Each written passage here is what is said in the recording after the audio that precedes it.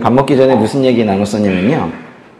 그 안식일에 밀밭을 지나가다가 이삭을 딴 그 제자들을 바리새인들이 비난을 하자, 사실 제자들을 비난을 했는데 예수님이 나셔서서 그 제자들 비난을 뒤에서 숨지 않으셨어요. 먼저 나셔서 예수님께서 바리새인들에게 다윗의 이야기를 꺼냈단 말이에요.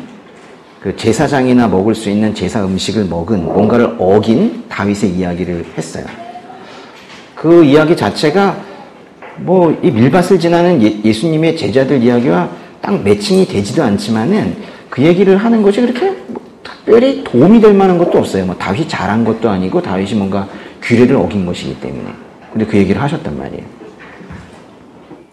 예수님께서 왜 그 말씀을 하셨을까요? 예수님이 이렇게 말씀하시고 싶은 거예요. 다윗이 제사 음식, 그 금지된 것을 먹었어도 비난하지 마. 다윗이잖아. 그렇게 말하는 거예요. 왜요? 다윗이잖아. 그러니까 겉으로 보기에 규정에 맞지 않는 행동을 한 다윗 같아 보여도 바로 그 행동을 한 사람이 다윗이기 때문에 그의 행동은 승인되어야, 괜찮은 것으로 인정되어야 마땅하다. 이렇게 말씀하시는 거예요. 그럼 뭐 요즘 사람들 그러겠죠. 뭐 평등과 인권을 강조하는 요즘 사람들이야. 뭐 어떤 그런 특권이 있어요. 뭐 그 사람이라고 뭐 그렇게 규정을 어겨도 되나요? 예수님께서 이렇게 말씀하시는 거예요. 있다. 다윗은 특권을 가지고 있다. 다윗은 예수님이 오실 것을 예언하기도 했고, 그 자신 자체가 예수님을 예표하는, 예수님을 보여주는 그런 역할도 했고, 심지어 다윗의 후손에서 예수님이 오시기까지 했다. 다윗은 혹여 하지 말라는 그 일을 했다 하더라도 그건 인정되어야 한다. 왜? 다윗이니까. 그러니까 예수님의 그것처럼 예수님의 제자들이 밀밭을 지나면서 이삭을 뽑은 것은 물론 율법에 어긋나는 행동은 아니라 그랬어요. 그렇지만 그것이 안식일에 했다거나 또는 너무 많이 걸어서 1km 이상을 너무 걸어가지고 혹시라도 문제가 되었다 하더라도 절대로 비난하지 말라는 거예요. 왜요? 예수님의 제자니까. 예수님이 하신 거니까. 그러니까 이제 이런 얘기를 들으면은 뭐 예수님이라고 그렇게 해도 되느냐. 예수님도 법을 지켜야 예수님이지. 이렇게 이제 얘기할 수 있단 말이에요. 근데 예수님은 단호하세요. 내가 했기 때문에 그거는 인정되어야 한다. 이렇게 말씀하시는 거예요. 그러니까 요즘에 좀 생각을 한다는 그리스도인들이 이거를 인정 못하는 거예요. 예수님도 뭘 법을 다 지켜야 예수님이지. 그렇게 말할 수 없다는 거예요. 우리가 보기에 아무리 이상해 보여도 사실 이상하지도 않은데요. 비난을 하는 사람들은 그런 거예요. 왜냐하면 예수님이 하셨으면 인정되어야 된다는 거예요. 사실은 이 같은 장면을 마태복음에서도 말하고 있는데요. 마태복음에서는 뭐라고 하고 있냐면요. 잠깐 보세요. 마태복음의 12장의 6절.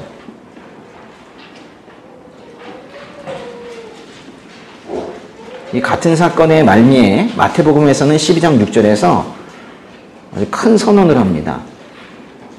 비난하지 마라고 하면서 읽어보세요. 내가 너희에게 말한다. 성전보다 더 큰 이가 여기 있다. 성전이란 말은 많은 걸 포함하고 있는데요. 성전, 제사제도, 율법, 모든 것보다 더 큰 이가 여기 있다. 예수님이다. 그러니까 성전, 율법 이런 걸로 예수님을 그런 걸 잣대로 예수님을 판단하지 말라는 거예요. 그래서 예수님께서 다시 마가복음으로 돌아오시면요. 마가복음의 2장 27절과 28절에 이렇게 말씀하세요. 마가복음 2장 27절, 28절 시작. 그러고 나서 예수께서 바리새파 사람들에게 말씀하셨습니다. 안식일이 사람을 위해 만들어진 것이지 사람이 안식을 위해 있는 것이 아니다. 그러므로 인자는 안식일에도 주인이다. 27절은 마가복음에만 있습니다. 그래서 28절이 다른 복음서에도 있는 말인데 28절을 여기서 말씀하시고 싶은 거예요. 결론은 예수님께서 안식일의 주인이시라는 거예요. 아니, 주인이 종을 통제하는 것이지 종이 주인을 통제합니까? 아니잖아요. 그러니까 안식일의 주인이신 예수님께서 안식일을 정의하실 수도 있다는 거예요. 정의하셔야 한다는 거예요. 그러니까 지금은요, 보면은 바리새인들이 아주 조그만 걸 가지고 따지고 있어요. 왜 안식일에 이삭을 따먹었냐, 밀 이삭을 따먹었냐 이러고 있는데 그 행동을 가지고 따지고 있을 때 예수님은 주님의 절대 주권을 말하고 있는 거예요. 예수님의 왕권에 대해서 큰 담론을 지금 펼치고 계시는 거예요. 우리는 이 주님의 절대 주권, 주님의 절대 왕권에 대한 인식을 깊이 해야 돼요. 우리가 생각하기에 저건 아닌데 싶어도 주님이 하셨으면 인정해야 되는 거예요. 아, 그런 게 어디 있습니까? 라는 말을 하면 안 된다는 거예요. 아, 그건 너무 독단적이지 않습니까? 그런 말 하면 안 된다는 거예요. 예수님께서는요, 당당하게 내가 했으면 된다는 거예요. 그러니까 우리가 이 인식을 가져야 돼요. 주님의 절대 주권. 심지어는 나는 죄를 택하지 않았다. 그래서 혹여라도 멸망하는 인생이 된다 하더라도 인정해야 된다는 거예요. 제일 아픈 것은 뭐냐면 주님께서 같은 가족 내에 나는 구원하셨는데 나의 다른 가족은 택하지 않으신 것 같은 느낌이 들 때 이러시면 됩니까? 한다는 거죠. 참 말하기 힘든 부분이에요. 제가 그걸 인정하기가 너무너무 힘들었던 사람입니다. 왜냐하면 저는 불신자 가족에서 태어났기 때문에 웬만한 이름만 떠올리면 다 지옥 갈 사람들이에요. 예수 믿는 사람이 없어요. 그러니까 제가 설교하기가 쉽지 않습니다. 지옥 얘기만 하면 떠오르는 사람들이 있어요. 이미 가신 분들도 있고 내 주변에 있는 많은 지옥 갈 후보들이 있어요. 그런데 참 통곡을 많이 했어요. 왜냐면 이게 다 믿는 분위기에서 한두 명 안 믿을 때랑 다 믿지 않을 때는 이건 게임이 달라요. 어떻게 손을 댈 수가 없어요. 뭐 말이 안 통해. 아예 뭐 기회가 없어요. 기회가. 참 힘든 일이에요. 그분들을 제가 복음을 정확하게 전하면 전할수록 그분들을 정확하게 지옥을 보내고 있는 거예요. 말을 해도 듣지를 않아요. 제가 또 말을 안 하지 않습니다. 하지 않겠습니까? 그렇지만은 듣지를 않죠. 근데 제가 어느 순간 주님 앞에 무릎을 꿇게 된 거예요. 주님, 혹여 제가 사랑하는 사람이 멸망한다 해도 그것이 주님의 주권이면 제가 그것까지 인정해야 되는 걸 이제 알았습니다. 제가 그거를 깨닫게 된 거예요. 그 절대 주권을 인정할 수 있으셔야 돼요. 아멘? 아멘이 작네요.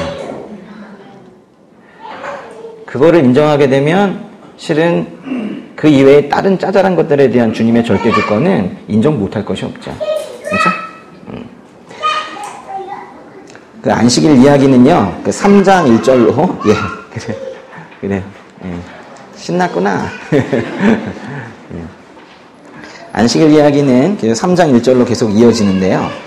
예수님께서 다시 회당으로 들어가셨는데 거기에 누가 있었대요? 한쪽 손이 오그라든 사람이 있었대요. 한쪽 손이 오그라든 사람.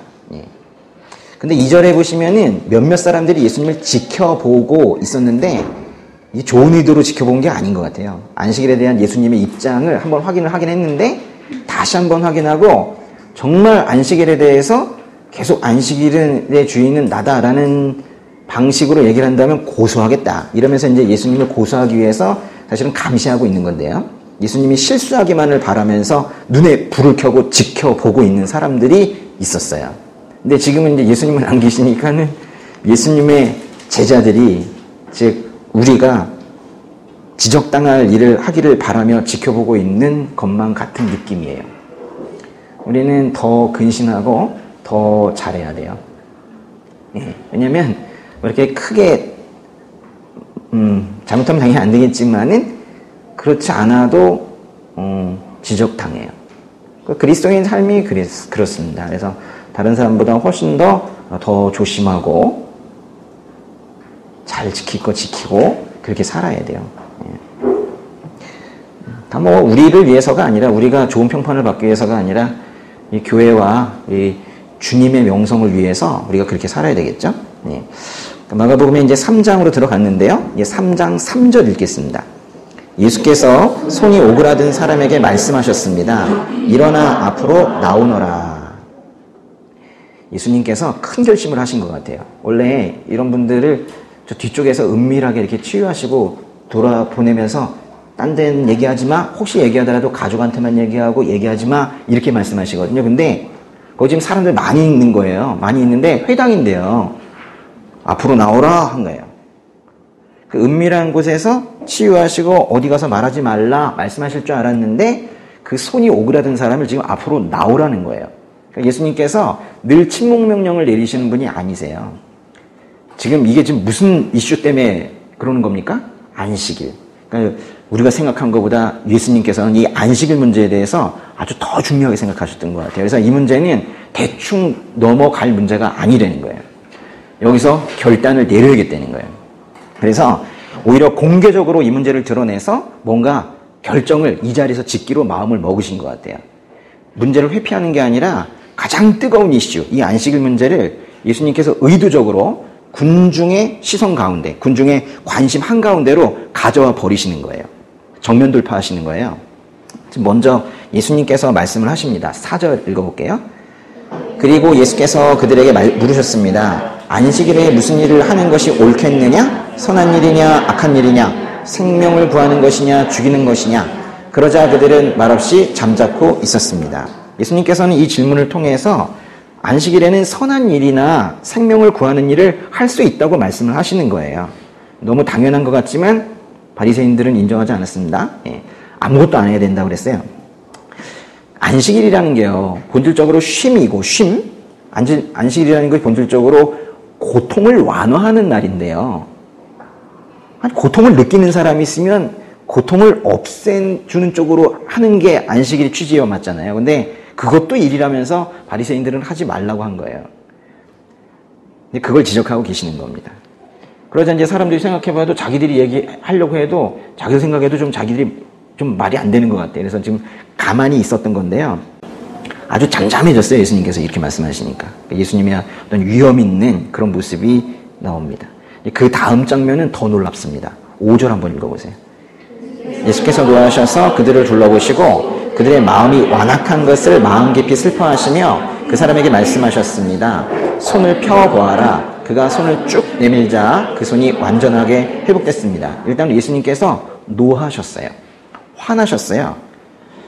그들의 마음이 완악한 것 앞뒤에 노하심과 마음 깊이 슬퍼하심이 붙어 있는데요. 그러니까 그들의 마음이 완악한 것이 두 감정의 원인이 된 거예요. 노하시는 감정, 마음 깊이 슬퍼하시는 감정. 완악한 게 뭡니까? 고집이죠, 고집. 고집스러운 거. 진리에 고집스러운 것도 아니에요. 진리 아닌 것에 고집스러운 거. 지금 그 완악한 것 때문에 지금 화도 나셨고 슬퍼하시기도 한데요. 그들은 진리를 받아들일 생각이 없었고 마음이 굳어져서 아주 고집스러운 모습을 보였습니다. 그러자 분노하시면서 한편으로는 슬퍼하셨대요. 여러분, 예수님께서 이렇게 화내시는 분이시네요. 그래서 예수님도 노하세요. 근데 이 마가복음에 예수님께서 노하시는 장면이 또 한 번 나옵니다. 저기 뒤쪽에 10장에 한 번 나오는데요. 10장에 14절 한번 10장 13절로 한번 가보세요. 10장의 13절. 거기 어린아이들이 예수님께로 오는 것을 제자들이 아유 어딜 와? 그러면서 이제 애들을 막으니까 그것에 대해서 노하시는 장면이 나와요. 애들 놔둬라. 나한테 오게 놔둬라. 이러면서 노하시는 장면이 나와요. 이렇게 예수님은 노하시기도 하시는 분이신데요. 근데 재밌는 것은 어린아이들이 예수님께로 올 때 제자들에게 화를 내시고는 어린아이들을 꼭 껴안아 주시고 축복하는 모습까지 보여주세요. 13절부터 10장에요. 13절부터 16절까지 4절 읽어보겠습니다. 사람들이 어린아이들을 예수께 데리고 와 어루만져 주시기를 원했습니다. 그러나 제자들이 그들을 꾸짖었습니다. 예수께서 이것을 보시고 노하시며 제자들에게 말씀하셨습니다. 어린아이들이 하나님 나라는 이런 아이들과 같은 사람의 것이다. 내가 너희에게 진실로 말한다. 누구든지 어린아이와 같이 하나님 나라를 받아들이지 않는 사람은 결코 그곳에 들어가지 못할 것이다. 그러고는 어린아이들을 꼭 껴안아 주시며 손을 얹으시고 축복해 주셨습니다. 너무도 화가 나서 아무런 잘못이 없는 사람이 옆에 와도 괜히 그 사람한테 어디서 뺨 맞고 어디다 화풀이 한다고 나 지금 말할 기분 아니거든. 뭐 이러는 우리랑은 달라요. 예수님께서는요, 제자들을 꾸짖고 노하셨지만은 그 어린아이들이 오는 걸 막는 것 때문에 제자들을 꾸짖으시고 노하셨는데 막상 아이들이 이렇게 오니까 갑자기 확 웃으세요. 웃으시면서 꼭 껴안아 주시고 안수해 주시고 그러셨어요. 다시 3장으로 한번 가보세요. 3장 5절을 다시 한번 보시면은 3장 5절 보세요. 예수님께서 마음이 완악한 자들로 인해 노하셨지만은 막상 그 손이 오그라든 사람에게는 뭐라고 그러셨어요? 손을 펴 보아라 하셨습니다. 이 어투가 어떤 것 같아요? 지금 그 앞에서 화가 나셨잖아요. 그러니까 이 사람한테도 괜히 잘못도 없지만은 손이 오그라든 사람한테도 괜히 화가 안 풀려가지고 야, 빨리 손 펴봐. 내 지금 기분이 별로니까 빨리 손 펴봐. 이런 거 아닌 것 같죠? 매우 근엄하고 한편엔 부드러운 음성으로 말씀하셨을 거예요. 손을 펴 보아라. 그래서 그가 손을 내밀었고 손이 펴졌어요. 예수님의 진노는 우리와는 다른 것 같아요. 그저 마음이 격동이 되어가지고 뜨거운 바람이 코에서 나오는 이런 거랑은 다른 것 같아요. 그리스도인이 화를 낸다면 이렇게 화를 냈으면 좋겠습니다. 멋지잖아요. 아니 그냥 예수님의 라이프 스타일로 그렇게 살아가셨으면 좋겠어요. 우리가 예수님 따라 산다라는 게 어떤 거냐 이런 것들을 보시면서 이런 삶의 방식들을 이것도 하나하나 따라가 보는 거예요. 3장 6절 읽어보겠습니다. 그러자 바리새파 사람들은 그 길로 나가 헤롯 당원들과 함께 어떻게 하면 예수를 죽일까 음모를 꾸미기 시작했습니다. 바리새파 사람들이라는 건 그 종교 세력을 말하는 것이고 헤롯 당원들이라는 것은 정치 세력을 말하는 거예요. 종교 세력과 정치 세력이 공모해서 지금 예수님을 죽이려고 모의했다는 거예요. 꼭 이렇게 진리를 파괴하는 것에는 세상이 이상하게도 협심합니다. 복음에서 벗어난 종교 생활을 하는 이들과 그에 동조하는 정치권들이 있습니다. 예수님을 부인하는 정치권과 그들에게 표를 던지는 잘못된 종교 집단들이 있습니다. 그 당시에 그랬다는 게 아니고 지금 그렇다는 거예요. 그런 것들을 분별력 있게 잘 볼 수 있어야 돼요. 그러니까 이 모습들은요, 그러니까 예수님 때부터 지금까지 늘 있어 왔던 얘기예요. 그러니까 6절은 안식일 이야기의 핵심은 사실은 아니에요. 그 마지막 문장이지만은, 근데 2019년에 이 위기의 대한민국을 보면서 저는 참으로 여기서 많이 머물렀었어요. 참으로 생각이 많아지는 그런 말씀이었습니다. 그 다음에 그 3장 7절에서 12절은요, 예수님의 사역에 끼친 영향력을 요약해 놓은 단락입니다. 7절 보시면 갈릴리에서 뿐만이 아니라 8절에 다른 지역에서도 많은 사람들이 몰려왔습니다. 역시나 많은 병자를 고치시고 귀신을 내쫓으셨어요. 예수님은 열광하는 큰 무리들과는 구별되는 특별한 동반자 12사람을 선택하셔서 제자로 삼는 이야기가 그 뒤에 이어집니다. 그래서 이제 제자들의 이름만 쭉 열거되는데도 괜히 뭉클한 말씀이 그 뒤에 이어지는데요. 13절부터 19절까지 읽어보겠습니다. 예수께서 산으로 올라가셔서 원하는 사람들을 불러 모으셨습니다. 그러자 그들이 예수께로 나와왔습니다. 예수께서는 12명을 따로 뽑아 이들을 사도라 부르시고 자기와 함께 있게 하셨습니다. 그리고 그들을 내보내셔서 전도도 하게 하시며 그들에게 귀신을 쫓는 권세도 주셨습니다. 예수께서 세우신 12사람들은 베드로라 이름 지어준 시몬, 우레의 아들들이라는 뜻으로 보아너게라 이름 지어준 세베대의 아들 야고보와 그 동생 요한, 안드레, 빌리, 바둘로메, 마태, 도마, 알페의 아들 야고보, 다데오, 열심당원 시몬과 예수를 배반한 가룟 유다였습니다. 예수님께서는 이렇게 많은 사람들 중에서 12제자를 구별하셔서 뽑으셨어요. 특별히 12명을 뽑으신 이유가 뭘까요? 분명히 이거는 이스라엘의 12지파와 관련이 있을 거예요. 마가복음에는 그 12제자와 12지파의 관련성을 분명히 기록해 놓지 않았지만은 마태복음이나 누가복음에는 그 12제자의 그 12라는 숫자가 이스라엘의 회복을 겨냥한 숫자라는 것을 명시를 하고 있어요. 그 제자들 중에 제일 먼저 소개된 세 사람이 누군가요? 베드로, 야고보, 요한인데요. 그들에 대해서 뭔가 조금 더 수식도 하고 하는데 그 나머지 사람들은 안드레, 바들로메 이러면서 아주 빠른 속도로 소개되죠. 쭉 넘어가는 것 같아요. 그래서 이제 베드로, 야고보, 요한은 사실 여러 사건에서 예수님께서 이 세 명만 동행하시는 경우들이 있어요. 예수님의 12제자 중에서도 특별한 애제자 이 3명이 요배야 3명이죠. 요배야, 응? 요배야, 응? 요배야. 누구예요? 요한, 베드로, 야고보. 근데 야고보와 요한의 이름은 우레 아들들이라는 뜻으로 보아너게라 이름 지어준 뭐 이런 거 같이 그 이름에 대해서 뭔가 자세히 설명해주고 있어요. 그 앞에 베드로는 이 베드로라는 이름을 사실은 다른 것들은 그냥 이름을 설명한 거지만 베드로라는 이름은 예수님께서 주신 거잖아요. 그럼 이건 조금 더 의미가 있어서 이 이름의 뜻에 대해서 뭐 설명해주고 그러면 좋을 것 같은데 우리가 알아서 설명을 안 한 걸까요? 베드로 뭔 뜻이에요? 반석이죠, 반석. 쉽게 말하면 바위예요, 돌인데요. 페트로스, 반석, 베드로인데 안다 하더라도 이거는 좀 더 설명을 해줬으면 하는 좀 아쉬움이 있지 않습니까? 마태복음을 보면 원래 이름이 시몬이었던 베드로에게 너는 베드로다. 내가 이 페트로스, 베드로 위에 내 교회를 세울 것이다. 이런 엄청난 말씀을 하셨다고요. 베드로라고 이름 지어주고 베드로 위에, 이름 위에, 물론 베드로의 신앙 고백을 말하는 건데요. 그 위에 교회를 세울 것이다. 이렇게 말씀하셨다고.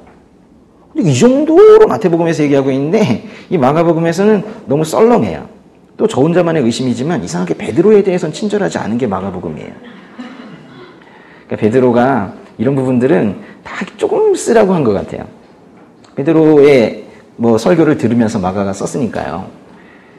그 베드로가 아무리 다른 것들을 잘못을 했어도 그래도 늘 높이 쳐주는 것은 베드로의 신앙 고백 아닙니까? 주는 그리스도시요 살아계신 하나님의 아들이십니다 라고 하는데 마가복음은요 그냥 주는 그리스도이십니다 이러고 끝나요. 그 부분도 상당히 그만큼도 짧고 근데 나머지 뒷부분에 배신하는 행동이나 엉뚱한 이야기 또 다혈질의 어떤 부분들 이런 것들은 아주 자세히 써놓고 그렇게 하고 있죠. 예. 이런 거에서 저는 좀 인간적인 면을 느껴요. 베드로의. 그렇죠? 마가라는 좀 얘기했겠죠. 야, 내 얘기는 좀 빼. 이러면서. 그죠? 예, 그거 흉 보는 건 괜찮아. 근데 그 칭찬받을 만한 건 좀 빼. 이렇게 한 것 같아요. 14절과 15절을 보시면은 제자들의 사역으로 전도와 축귀, 귀신 쫓는 거가 제시되는데요. 근데 보니까 치유가 없네요. 맞습니까? 치유가 없죠. 근데 저기 이제 6장으로 한번 가보세요. 6장의 12절과 13절. 6장의 12절부터 한번 읽어볼까요? 6장 12절. 제자들은 나가서 사람들에게 회개하라고 전파했습니다. 전도했잖아요? 13절 읽어보세요. 그들은 많은 귀신들을 쫓아내고 수많은 환자들에게 기름 부어 병을 고쳐 주었습니다.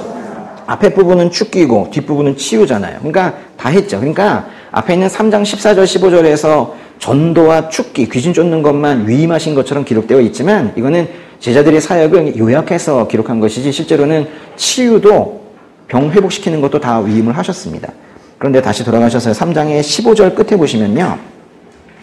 그런 권세를 주셨다고 그랬어요. 이 단어는 매우 중요한 단어입니다. 권세. 권세라는 단어는 복음서에서 그 앞에까지는 오직 예수님께만 쓰던 그런 권세였는데 그 단어를 제자들에게도 지금 나눠주고 계시는 거예요.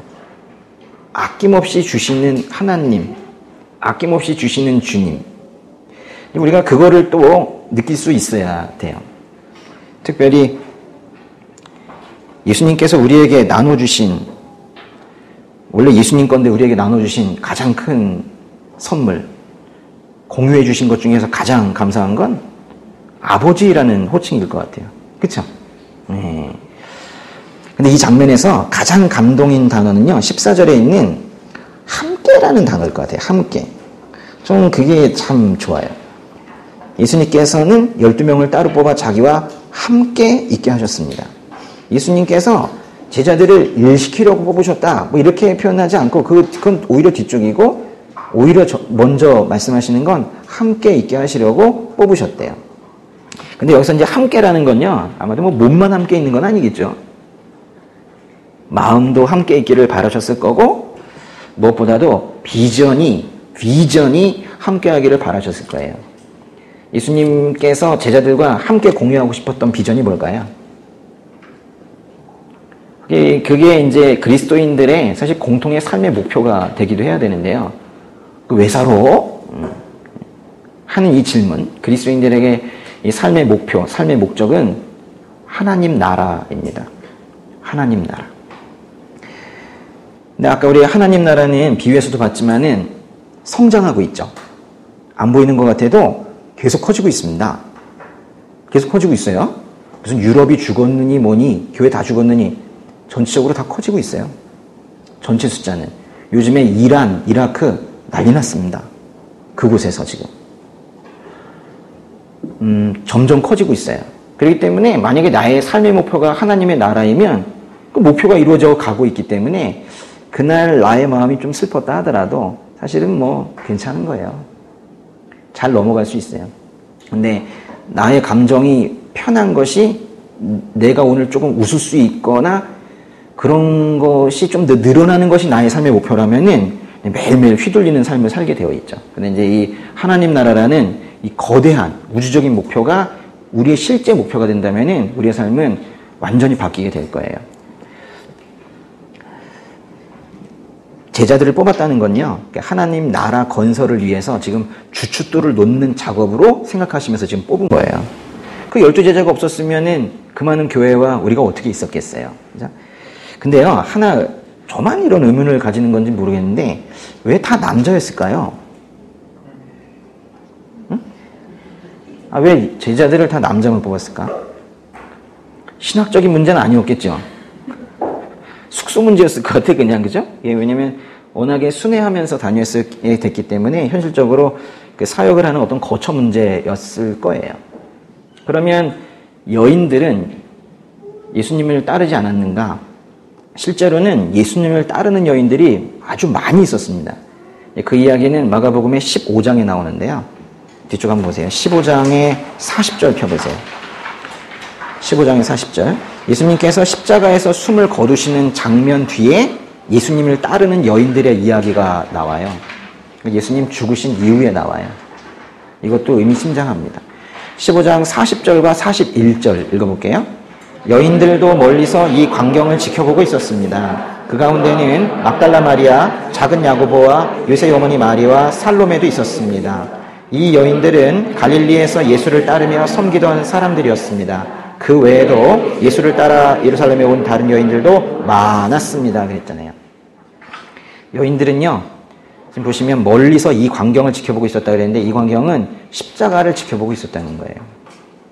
멀리서 본 건 나쁜 건가요?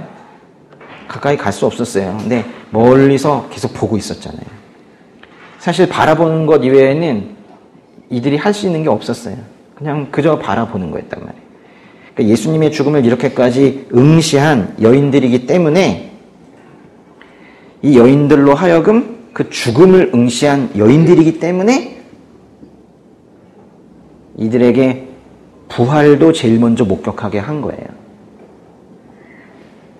이 여인들은 예수님의 사역을 그야말로 물심양면으로 그렇게 이제 지원했던 사람들이에요. 음식도 갖다 주고. 그래서 41절에서 그 따르며 섬기던 사람들이라고 했는데요. 이때 사실 쓰인 따른다라는 말은 제자도를 말할 때 쓰는 표현이거든요.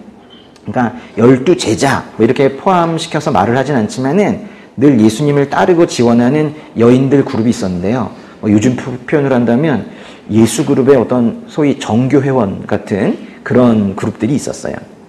이 중에 막달라 마리아라는 사람은 사복음서 모두에서 예수 부활의 증언자로 소개되는 매우 중요한 사람입니다.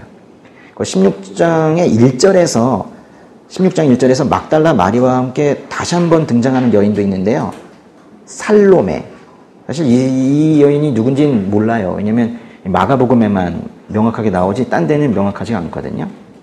이렇게 많았다는 거예요, 여인들이. 그러니까 모든 남성 제자들이 예수님을 떠났을 때 여인들은 여전히 그 자리를 지키고 있었고 마지막까지 충성을 다했어요.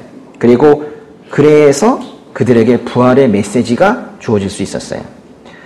당시는 사실은 여인들의 증언에 법적인 효과가 없었어요. 그런 사회였었어요. 그러니까 여인들이 뭘 얘기해도 믿어주질 않았어요. 믿거나 말거나 어쨌거나 법적인 효력이 없었어요. 재판의 증인의 그 자격이 없었다고요. 예수님의 부활의 증언을 근데 이 여인들에게 맡겼다는 건요, 이건 좀 이상한 거예요. 그래도 좀 멋있게 또는 효율적으로 한다면 그 예수님 부활의 증언은 남자들이 하게끔 만드는 것이 설득력이 있어요. 그런데 그렇게 하지 않았어요. 오히려 이게 바로 예수님의 부활이 역사적인 사실이라는 것을 증명하는 거예요. 만약에 예수님의 부활 이야기를 누군가 꾸며내려고 했다면 이런 식으로 꾸미지 않을 거예요. 만약에 꾸며내려고 했다면 굳이 여인들을 부활의 목격자로 제시해서 의심받는 행동을 하진 않았을 거예요.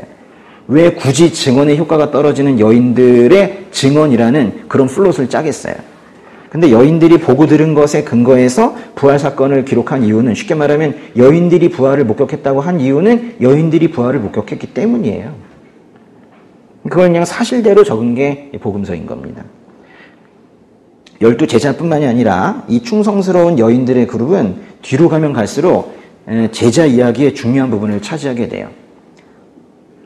나중에 뒤로 가면 12 제자는 보이지도 않습니다. 진정한 제자가 무엇인지에 대해서도 이 여인들의 행보와 충성심에서 계속 확인을 하게 되는 거예요. 그 부분도 나중에 한 번 더 묵상해 보시고요.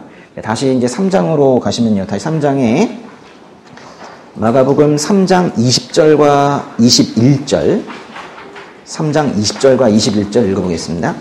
예수께서 집으로 들어가시니 또다시 사람들이 몰려들어 예수와 제자들은 음식 먹을 겨를조차 없었습니다.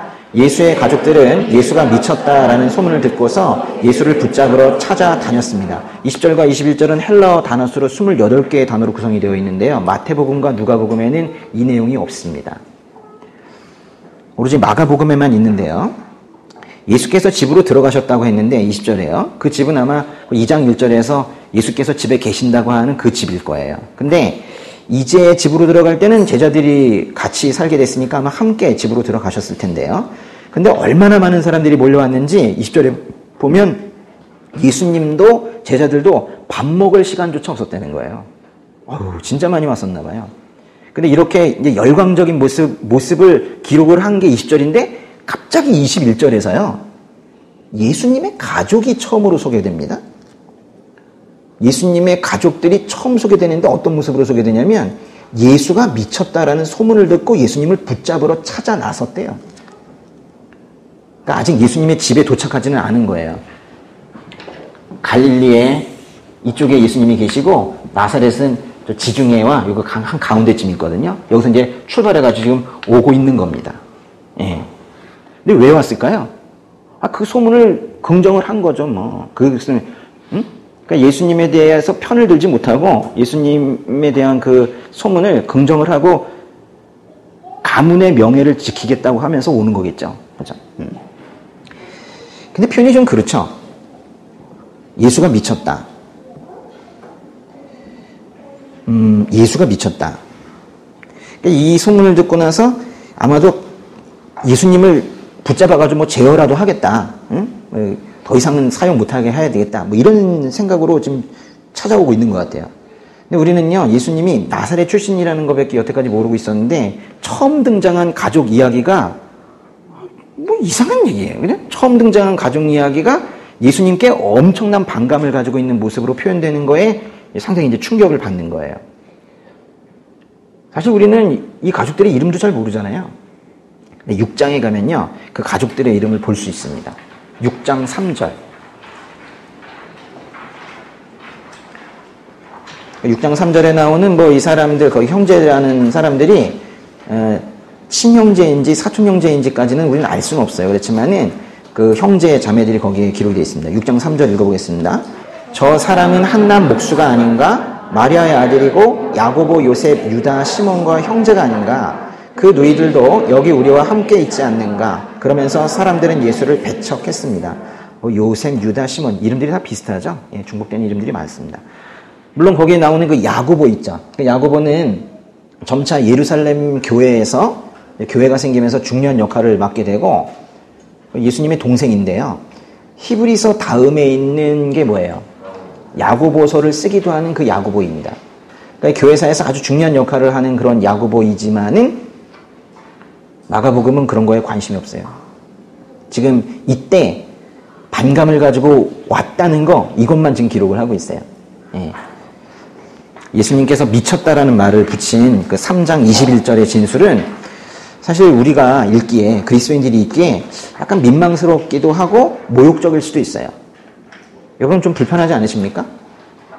아무리 인용이긴 해도요. 아무리 인용이라 하더라도 사실 좀 심한 표현 아니냐 뭐 이런 생각이 들 수도 있죠. 전 좀 불편했는데요. 아니신가요? 예. 근데 이제 그래서인지 그 두 절에 걸쳐져 있는 28개의 헬라어 단어를 곱씹고 곱씹은 사람들이 이건 문법이 잘못되었다.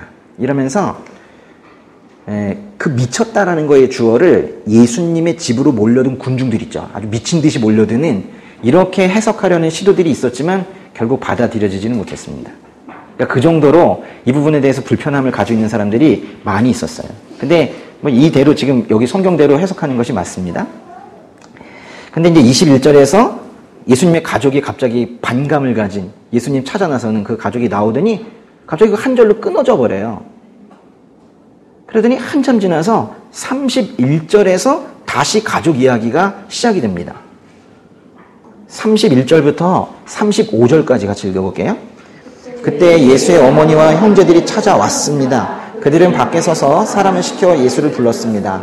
많은 사람들이 예수 곁에 둘러앉아 있었는데 그들이 예수께 말했습니다. 보십시오. 선생님의 어머니와 형제들이 밖에서 선생님을 찾고 계십니다. 예수께서 그들에게 물으셨습니다. 누가 내 어머니이고 내 형제들이냐? 그러고는 곁에 둘러앉은 그들을 보며 말씀하셨습니다. 보라, 내 어머니와 내 형제들이다. 누구든지 하나님의 뜻을 행하는 사람이 바로 내 형제요, 자매요, 어머니다. 3장 21절에서요. 3장 21절에서 나사렛에서 출발한 가족들이 이제 3장 31절에 여기 도착을 했나 봐요. 그 사이에 뭔가 다른 얘기를 넣어놨어요. 그러나 이제 역시 와보니까 예수님 집 앞에 너무 많은 사람들이 몰려 있어서 가족들이 들어갈 수도 없는 거예요. 그러니까 그 사람들을 불러가지고 좀 우리가 왔다고 좀 얘기하라고 예수님한테 하려고 한 거예요. 근데 예수님은 그 얘기를 들으셨지만 가족들이 왔다는 얘기를 들었는데 나가보시지도 않았습니다. 예. 물론 그들이 예수님을 찾으러 온 게 좋은 의도는 아니었죠. 붙잡으러 온 거예요. 아마도 나사렛으로 데리고 가려고 그런 것 같아요. 근데 그렇게 붙잡으려고 온 것이지만은 그렇다 하더라도 그래도 가족인데 아무리 그래도 이게 멀리서 걸어왔을 거 아니에요. 그죠?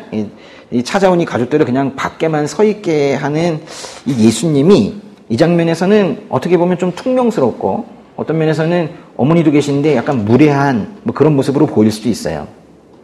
그래서 어떤 이 혈연의 가족, 이 육적인 가족, 이 가족 개념이 아주 강한 분들 많잖아요. 우리 가족 하는. 근데 그 가족에 대한 의미를 크게 부여하는 사람이라면은 이 부분을 읽을 때 다소 불편한 마음이 들 수도 있어요. 31절부터 35절까지 좀 전에 읽은 거에서요. 거기 보시면 두 종류의 사람이 나옵니다. 예수님의 가족과 가족 아닌 사람으로 구분되는 게 아니라요. 잘 보세요. 31절에 보시면 그들은 밖에 서서 사람을 시켜 예수를 불렀습니다. 밖에 서서, 즉 예수님 밖에 있는 사람들이 있어요. 32절에 보시면 많은 사람들이 예수 곁에 둘러앉아 있었는데 예수님 곁에 둘러앉은 사람들이 있어요. 32절 끝에 선생님의 어머니와 형제들이 밖에서 선생님을 찾고 계십니다. 예수님 밖에 있는 사람들이 있어요. 34절, 그러고는 곁에 둘러앉은 그들을 보며 말씀하셨습니다. 예수님 곁에 둘러앉은 사람들입니다. 두 종류의 사람이 있어요. 밖에 있는 사람과 예수님 안에 있는 예수님 곁에 둘러앉은 사람들이 있어요. 매우 의도적인 그런 표현들인데요. 오히려 가족들이어도 예수님 밖에 있는 거예요. 이 복음서에서는요, 사실 마가복음만이 아니라 사복음서가 다 그런데요. 이 복음서에서는 아무리 예수님의 가족이라고 해도 예수님을 영접하지 않는 자들은, 예수님을 인정하지 않는 자들은 예수님 밖에 있는 사람이라고 표현해요. 그렇게 표현하고 싶어 합니다. 그러나 예수님의 혈연 관계가 아니어도, 피가 섞이지 않았어도 예수님 곁에 둘러앉은 사람들에게 예수님은 오히려 보라, 내 어머니와 형제들이다, 이렇게 말씀하세요. 이 부분은요, 그리스도인들에게 가족 관계가 중요하지 않다, 지금 그걸 말하려는 게 아니고, 그렇지만 아예 아니라고도 말할 수는 없는 것이 우선순위가 있다는 거예요. 우선순위가. 뭐가 더 우선된다는 거예요? 영적인 가족이 우선된다는 거예요. 오늘 마가복음 사경회를 통해서 좀 하나 꼭 배우고 가셔야 되는 부분이 이런 거예요. 이건 스스로는 아무리 봐도 그렇게 여러분이 못 읽으신다는 게 아니라 그렇게 받아들이지 않으려고 하실 거예요. 복음서에서는요, 영적 가족이라는 새 가족, 이 개념이 있다는 걸 꼭 말해주고 싶어요. 그걸 지금 이렇게 극적으로 지금 가르쳐주고 있는 겁니다. 특히 35절처럼 하나님의 뜻을 행하는 사람이어서 심지어 혈연의 가족으로부터 배척받는 사람이 생길 수 있죠. 아니, 주님 뜻 따라 산다고 그러다가 오히려 혈연의 가족, 진짜 집의 가족으로부터 배척당하는 사람이 있다 하더라도 예수님께서 말씀하시길 내 형제요, 자매요, 어머니이다. 영적인 가족이다. 지금 이렇게 말씀하시는 거예요. 지금 이렇게 예수님 곁에 둘러앉은 우리, 지금 오늘 오신 분들 모두 처음 보신 분들도 계시는데, 지금 이 복음서의 말씀대로 한다면 오늘 처음 본 우리들이 모두가 다 여기 계신 분들이 가족이라는 거예요. 맞습니까? 가족이라는 거예요. 여기 지금 누굴 중심으로 모였어요? 예수님을 중심으로 모였잖아요. 그러니까 예수님 곁에 둘러앉은 사람들은 가족이라는 거예요. 거기서 뭐 하나님 뜻에 따라 행한다는 것이 선행이나 이런 걸 말하는 게 아니라 예수님 곁에 둘러앉는 것이 그게 바로 예수님께서 말씀하시는 하나님 뜻이에요. 근데요, 사실 이 복음서에서는 혈연의 가족보다 분명히 영적 가족을 더 우선시하거든요. 왜냐하면 그게 이제 예수님의 가르침이기 때문에 그대로 그렇게 기록을 했겠죠. 근데 혹시라도 제가 걱정이 되어서 이 말씀이 불편하지는 않으세요? 육적인 가족보다 영적인 가족이 더 우선시된다. 동양적 사고에서는 훨씬 더 이게 불편할 수도 있어요. 그렇죠? 혹시 지금 불편하십니까? 잘 보세요. 이 땅의 국가라는 것은요, 국가가 갑자기 생긴 게 아니라 많은 가정들이 모여서 국가가 돼요. 또 그 가정은 또 여러 명의 가족들, 구성원이 모여가지고 되죠. 개인이 모여서 가정이 되고 여러 가정이 모여서 국가가 돼요. 그럼 하나님 나라는 어떻게 구성이 되느냐? 하나님 나라는 그리스도인들이 모여서 영적인 가족을 이루고 그 영적인 가족들이 모여가지고 많은 영적 가정들이 하나님 나라를 구성을 하는 거예요. 만약에 우리의 삶의 목표가 하나님의 나라라면은 영적인 가족을 우선시하는 것이 맞는 거예요. 그러니까 우선순위를 어떻게 정해야 되는지 이해를 잘 해야 된다는 거예요. 그런데 이 혈연 가족 개념이 강한 문화일수록 이 말씀을 그대로 받아들이는데 불편함이 생기거나 또는 에이, 그런 의미는 아니겠지 이러면서 넘어가죠.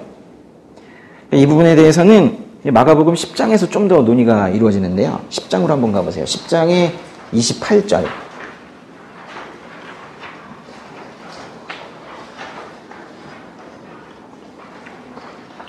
10장의 28절과 29, 30절까지 같이 읽어보겠습니다. 베드로가 예수께 말했습니다. 보시다시피 우리는 모든 것을 버리고 주를 따랐습니다. 예수께서 말씀하셨습니다. 내가 너희에게 진실로 말한다. 나와 복음을 위해 집이나 형제나 부모나 자식이나 자기 땅을 버린 사람은 지금 이 세상에서 집과 형제자매와 어머니와 자녀와 땅을 100배나 더 받되 핍박도 함께 받을 것이고 이제 올 세상에서는 영원한 생명을 받을 것이다. 이 말씀은요, 앞에 그 부자 이야기 나오는 거거든요. 한 부자 이야기. 예수님께서 부자에게 가서 네가 가진 것을 모두 팔아서 가난한 사람들에게 나눠줘라 그랬더니 침울해져가지고 근심하면서 떠난 그 부자 이야기 뒤에 이 얘기가 나온 거예요. 베드로가 지금 우리는 이라고 하면서 제자들의 대표로서 지금 말을 하고 있는데요. 이런 거예요. 부자는 다 버리지 못했지만 주님 보세요. 저희는 다 버리고 주님을 따랐습니다. 부자가 하지 못한 어떤 부분을 저희들은 했습니다. 라고 하면서 지금 일종의 자부심을 지금 보이고 있는 거예요. 그러자 예수님께서 말씀하십니다. 무엇인가를 버리는 사람은 무엇인가를 받을 것이다. 뭐 이런 형식으로 지금 말씀을 하시는데요. 29절에는 버려야 될 것들이 30절에는 받을 것들이 써 있어요. 무엇을 버리면 무엇을 얻습니까? 집, 형제, 부모, 자식, 땅을 버리면 집, 형제자매, 어머니, 자녀, 땅을 받게 된대요. 완전히 똑같진 않네요. 형제와 형제자매야 뭐 같은 것으로 본다면은 29절의 목록과 30절의 목록에서 차이가 나는 거는 30절에 누가 없어요? 아버지가 없네요. 응? 맞습니까? 30절에 아버지가 없죠. 왜 이렇게 기록했는지 이유는 분명하지 않지만은 아무래도 예수 제자에게, 그리스도인들에게 오직 하늘 아버지 한 분만 계시다는 어떤 신학적인 고민이 여기 들어가 있는 것 같아요. 심지어 마태복음에 보면은 너희는 누구든지 땅에 있는 사람을 너희 아버지라 부르지 말라. 너희 아버지는 한 분뿐이시며 하늘에 계시기 때문이다. 이런 말씀도 있거든요. 그러니까 잃는 것과 얻는 것에 대한 이 기록을 보면 그래도 분명히 잃는 것보다는 얻는 것이 훨씬 더 큽니다. 여기 보시면은 예수님과 복음을 위해, 이게 중요해요. 그냥이 아니라 자기 유익을 위한 것이 아니라, 또는 싸워서가 아니라 예수님과 복음을 위해 재산과 가족을 버리는 사람은 지금 이 세상에서도요. 그 뒤에 보면 영생도 얻게 되지만 이 세상에서도 그 100배나 더 받게 된다는 거예요. 그러면 이제 집이 100채가 되겠죠? 그리고 어머니가 100분이 되시겠고, 그리고 자녀가 100명이 되겠죠. 어머니가 100분은 진짜 웃기다, 그죠? 그러니까 문자적으로 이렇게 이해하는 사람은 없을 거예요.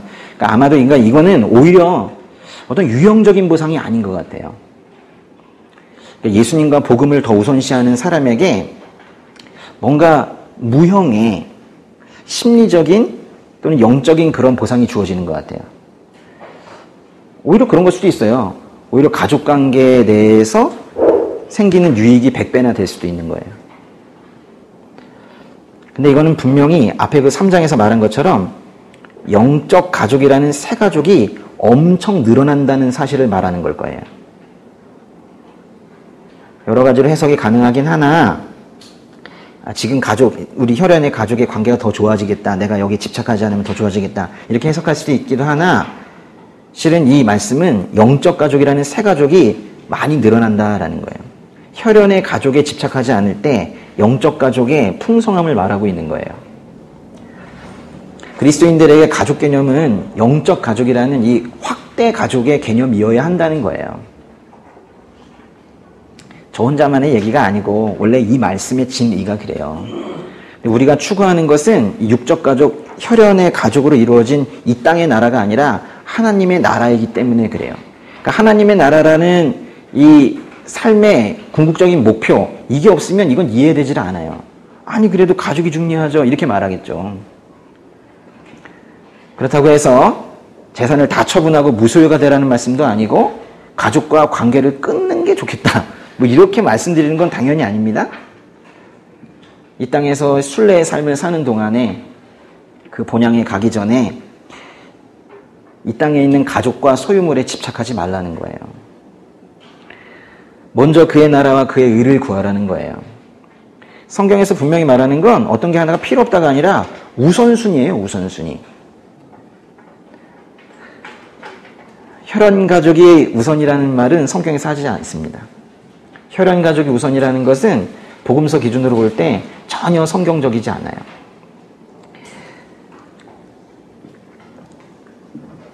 제가 여러분 표정을 보고 마음을 읽을 수가 없는데 지금 이걸 그대로 받아들일 수 있으세요? 그러니까 여기에 지금 있는 이 영적 가족이 뭔가 집에 계시는 그분들의 관계보다 더 우선시 된다는 거예요. 중요하지 않다는 게 아니라 둘 다 중요한데 이게 더 우선시 된다는 거예요. 인정하세요? 몇 분은 대답을 안 하세요.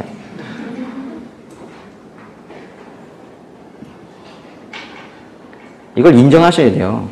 그래야지 오늘 사경의 의미가 있죠. 이 말씀을 받아들여야 돼요. 인정하시겠습니까?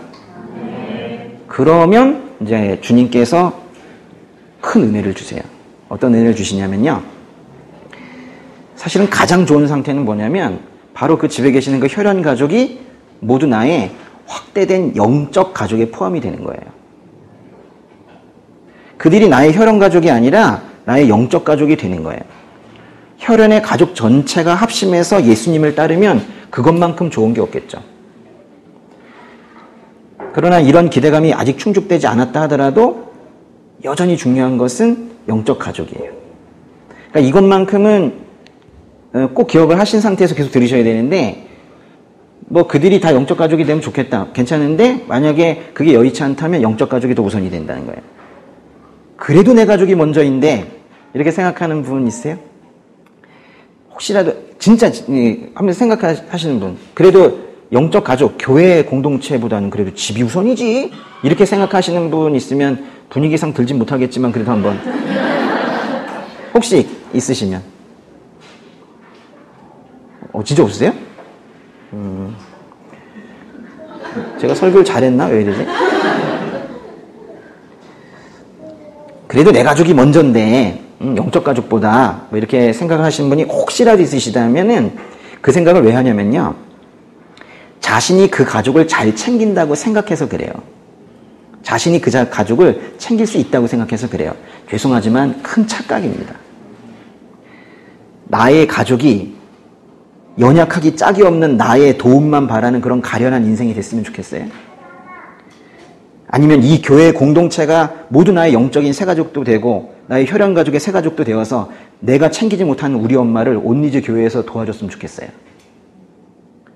내가 내 딸을 위해서 제대로 기도도 하지 못하면서 왜 내 품 안에 품고 있으려고 그래요? 빨리 교회 공동체에 적응하도록 도와서 교회의 모든 형제 자매가 함께 중보기도 할 수 있도록 해야 되는 거예요. 생각해보면은 혈연 가족이 끝까지 혈연 가족으로 남는 게 가장 슬픈 일이에요. 여러분의 혈연 가족이 같은 지붕 아래에 사는 사람들의 개념이 아니라 여러분의 가족 개념이 바뀌어야 돼요. 같은 지붕 아래 사는 개념이 아니라 집에 계시다 할지라도 그래서 가족이 아니라 주 예수 그리스도 안에 있는 사람들이어서 내 가족이구나 하는 새로운 가족 개념으로 집에 계시는 그 가족들도 바라볼 수 있어야 된다는 거예요. 좀 쉬었다 하겠습니다. 네.